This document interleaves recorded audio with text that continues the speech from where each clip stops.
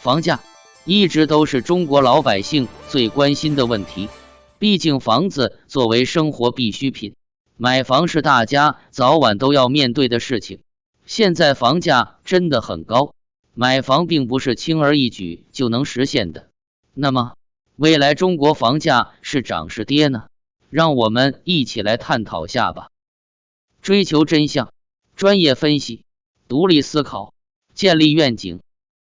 喜欢本频道内容，请打开小铃铛关注订阅。下面点亮君，与大家一一道来。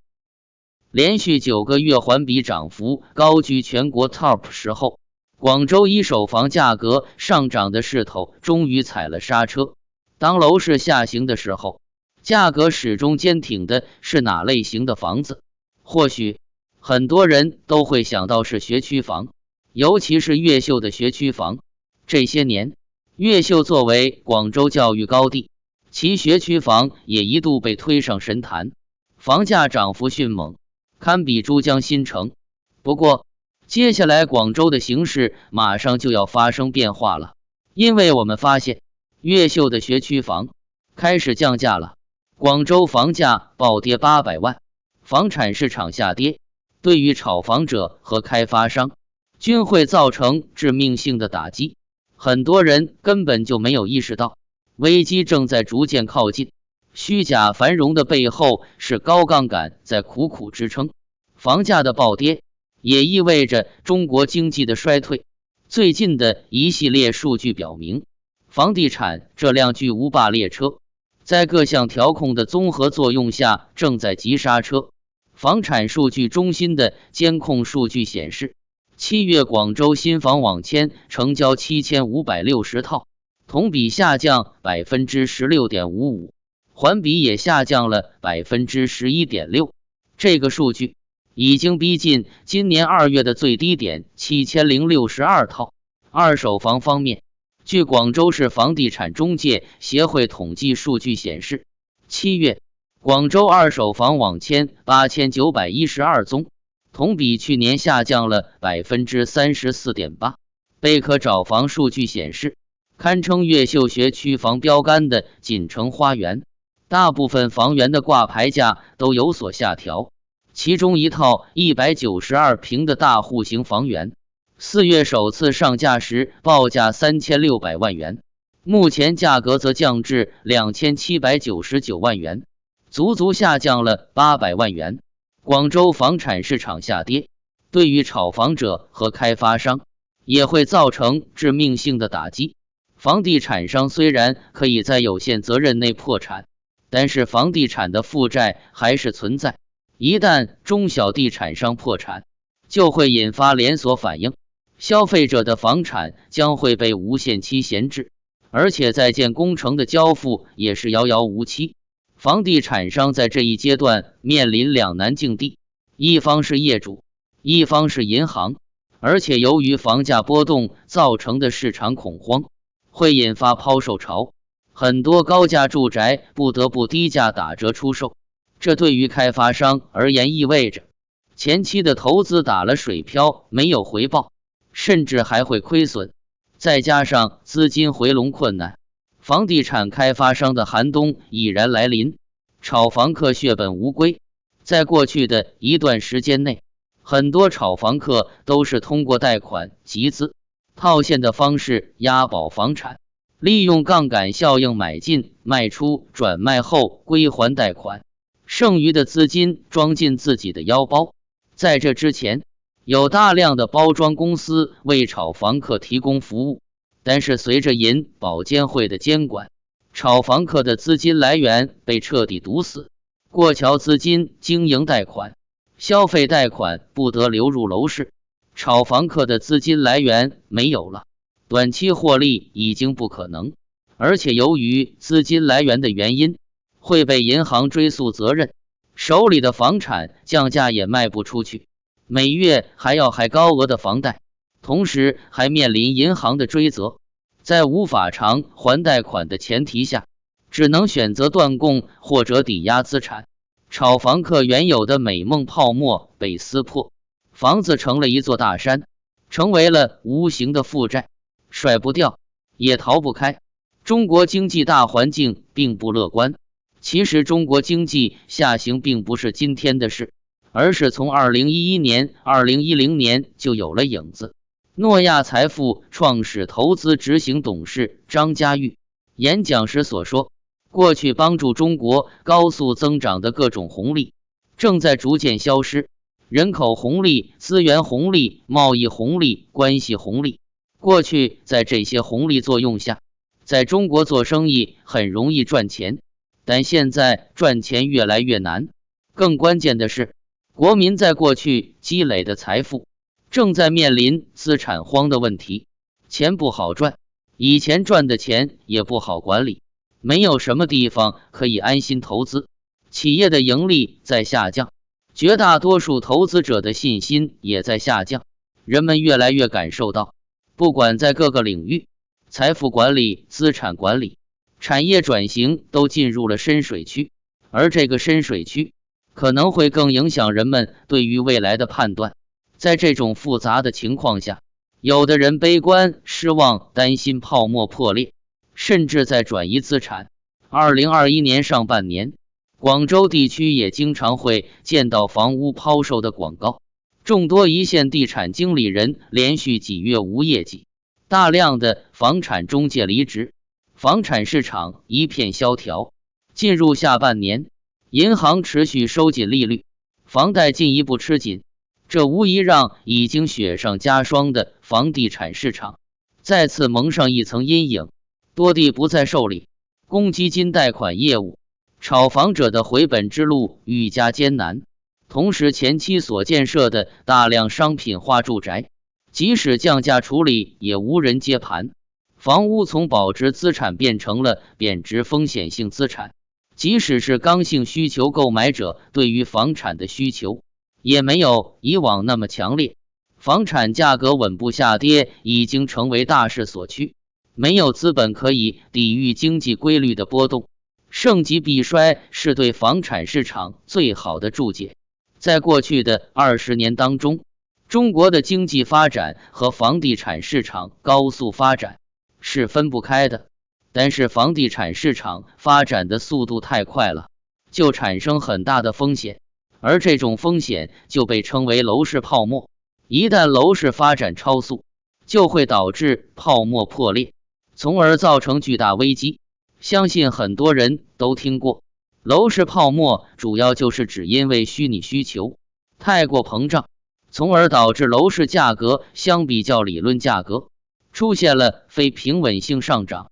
当资产价格持续上涨而没有得到有效药抑制，最终就会导致暴跌，就像是气泡被戳破了一样，经济也会出现繁荣走向衰退的迹象，这就是泡沫经济。说到泡沫经济，提及当今的房产泡沫，有很多朋友情不自禁地与上世纪90年代初的海南的房产泡沫毁灭后的伤害情况联络起来。当年的海南房地产泡沫和香港房地产泡沫破裂，直接让中国当时的海南发展银行破产，成为了中国第一家破产的商业银行。当时的房地产泡沫有多疯狂，你想象不到。假如管理层将房产泡沫戳破，那么整理房产泡沫毁灭后的烫手山芋将繁杂。规定管理层释放压力对房地产新政策的管控。1992年，海南岛的总人口数不过655.8万人，却注册了2万多家房地产公司。短短3年，房价增长超过4倍。最后房地产泡沫破裂，给海南岛留下了600多栋烂尾楼，18834公顷闲置土地和800亿元积压资金。仅4大国有商业银行的坏账就高达300亿元，而中国1992年的 GDP 是26923.5亿，光海南一个省的房地产资金占了 GDP 的 3%， 开发商纷纷逃离或倒闭，不少银行的不良贷款率一度高达 60% 以上。当年流传了这么一句话：天涯海角烂尾楼，一时间成为海南的3大奇观。随处可见的烂尾楼，随处可见的破产公司，这就是当时中国的海南房地产泡沫破裂。海南不得不为清理烂尾楼和不良贷款而长期努力。当时的贷款很好贷，审批很松，所以大部分房地产公司都是空手套白狼，而当时全身而退的人都是千万富翁。大家可以想下93年的千万顶现在的多少钱，那时候千万可以买很多地的，房价也就1801平米，普通工人的工资只有180块钱。当时有很多开发商直接跑路，留下烂尾楼给银行，很多信用社成为了受害者，而更多的信用社是违规放贷，最后导致了海南发展银行破产。这也是中国第一次房地产泡沫破裂，导致了一家省级商业银行破产。为什么当时工业很差，80%都是农村的海南，会有这么多房地产开发商呢？1988年是改革开放10周年，中国面临进一步深化改革和扩大开放的问题，也就是要发展新的经济增长点。因为当时已经有深圳、珠海、厦门、汕头4个经济特区，而这4个经济特区都在沿海城市。海南从自身条件来看，地理位置很合适，所以国家希望海南能成为第5个经济特区。在1988年，国家正式的想把海南改革成为中国第5大特区。当时的海南农村人口占比超过了 80%， 而且工业水平低下，人均 GDP 只有全国人均 GDP 的平均水平的 80%， 有1/6的人口生活在贫困线以下，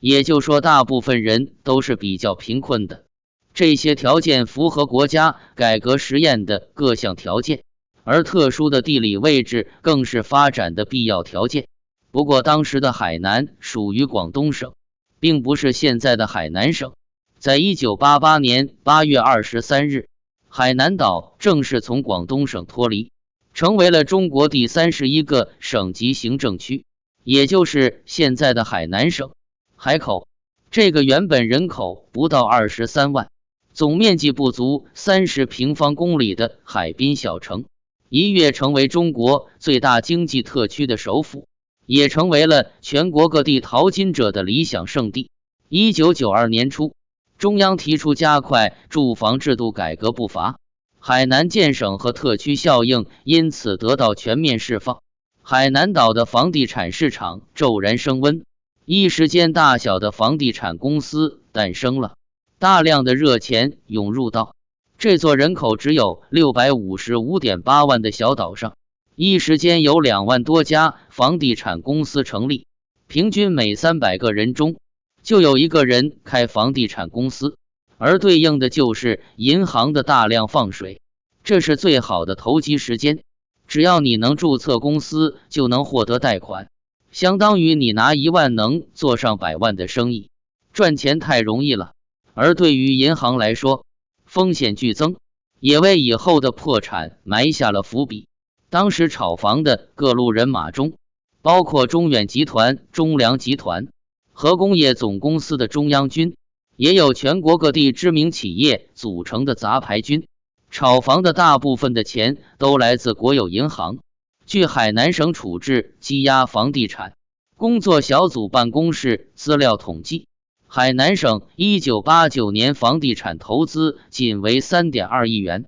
而1990至1993年间，房地产投资比上年分别增长 143%、123%、225%、62%，最高年投资额达93亿元。各年房地产投资额占当年固定资产投资总额的比例是 22%、38%、66%与 49%。这时间的海南房地产只能用疯狂来形容，因为很多企业不是真心来盖房子的，而是来炒地的。有很多房子盖了一半就卖了，因为地价一天一个样，买到就是赚到。1992年，海南全省房地产投资达87亿元，占固定资产总投资的一半。仅海口一地的房地产开发面积就达800万平方米，地价由1991年的10几万元每亩飙升至600多万元每亩。据中国房地产市场年鉴1996统计，1988年海南商品房平均价格为1350元每平方米，1991年为1400元每平方米，1992年猛涨至5000元每平方米，1993年达到7500元每平方米的顶峰，短短3年增长超过4倍。上帝让其灭亡，必先让其疯狂。与海南隔海相望的广西省北海市，房地产开发的火爆程度也毫不逊色。1992年，这座原本只有10万人的小城，冒出了1000多家房地产公司。如果当年你在海南炒房，不到1000万身价会被人笑话的，因为当时最赚钱的就是开发商，根本不需要卖房子，只需要卖地和盖房子贷款，因为你不需要花钱，都是银行的钱，而你赚的钱可以自己装兜里，却把地皮和楼盘抵押给银行。当时地方政府、银行、开发商结成了紧密的铁三角。泡沫生成期间，以4大商业银行为首，银行资金、国企、乡镇企业和民营企业的资本通过各种渠道源源不断涌入海南，总数不下1000亿。每一个房地产开发商都是银行的债务人，而一些房子还在设计阶段，就已经被赚了好几手了。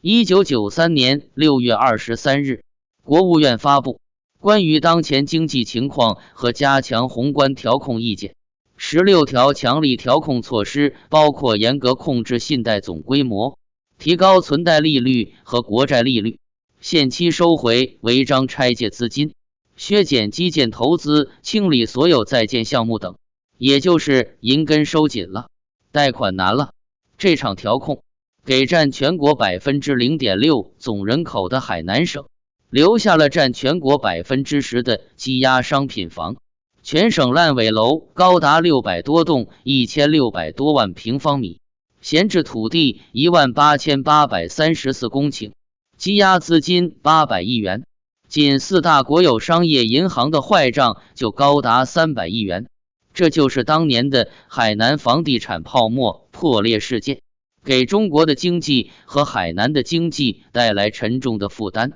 所以海南经济直到现在也没有质的增长，而中国也有了房地产的调控经验，所以现在房价不会硬着陆，每一次的调控都比较温和，而银行更是谨慎。抵押贷款需要评估你房子的价值，现在2套房贷款就比较难了，有的银行直接取消了2套房贷款。看了这些，你还敢高位接盘吗？反观中国楼市的现状，在中国的楼市之中同样存在投机行为。这些年由于房价的上涨，导致楼市炒房风气盛行，甚至有不少人想要通过炒房来牟利。显然房子在一部分人的心目中已经成为了赚钱的工具。除了过度炒作外，还有一个很重要原因是，中国的房子不仅仅是用来居住的，还带有很多附加属性。